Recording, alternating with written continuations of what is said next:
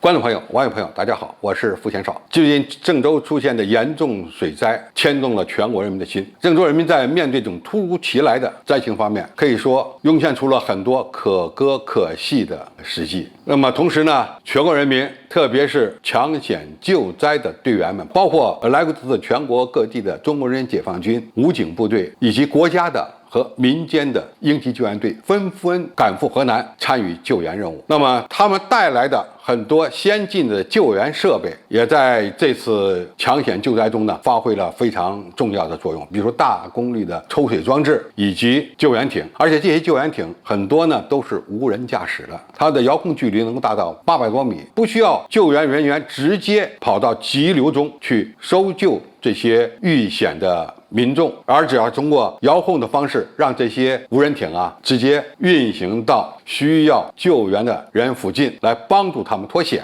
这次航空工业部门呢，还派出了远程的无人机翼龙2，说改型的航程很远、留空时间很长的无人机呢，到某些灾区上空呢，实施临时性的通信中继，取代这些遭到损毁的地面基站，让这些地区呢短时间内能够有手机信号，以提升救援的时效性。另外呢，这次抢险救灾过程中呢，还有很多的新型的地面、水面、水下的一些装备呢，引起了大家的关注。除了无人艇以外，我记得呢，在某一届无人机大赛上，桂林航空学院曾经做过一个救援的浮筏。这个救援浮筒呢很有意思，它类似于一个多旋翼的无人机，能够通过遥控的方式飞到，而不是从水里抵达落水人员附近，然后下降高度，最终呢触水，然后躺平，变成一个浮子。那么这个浮子并不仅仅是一个类似于救生圈的装置，它是带动力的，它只不过呢是从一个4旋翼的无人机变成了一个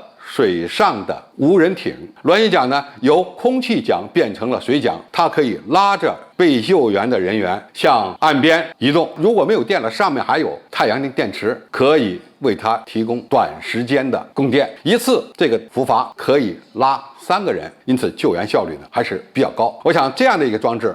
可以为我们的应急救援部门提供一种新的手段。最近呢，网上还有视频展示，说一些电动的特斯拉汽车，甚至呢能够启动潜艇模式或者是水上运动模式，自己在水里开动。那么这样的一些视频好像很吸引眼球确实，如果汽车具备水上航行的能力，那么自救的功能一旦发挥出来，那么对于保证驾驶人员和车上的乘客的安全呢，确实有很大的意义。那么这样的一款比较奇葩的汽车有没有推广价值？它是怎么做到的？首先，水陆两用汽车，甚至水陆两用装甲车、坦克都具备这样的能力，并不是说它的技术怎么突出，也不属于创新，只不过呢，它是把军用这些技术移植到了民品上，而且呢，和一般的两栖坦克、两栖装甲车、两栖汽车不太一样。那么那些平台大部分还是烧油的，必须要有空气，发动机呢才能够维持正常工作，然后通过喷水推进或者是螺旋桨推进的方式，在海里或者是水里航行。特斯拉汽车由于它用的是电池，因此不需要外界空气的辅助，就可以通过电池推进螺旋桨或者是喷水的方式呢，让它能够在急流险滩中前进。这样的技术，我想我们很多国产的电动汽车应该也都可以具备，只不过有没有必要研制这样的装置？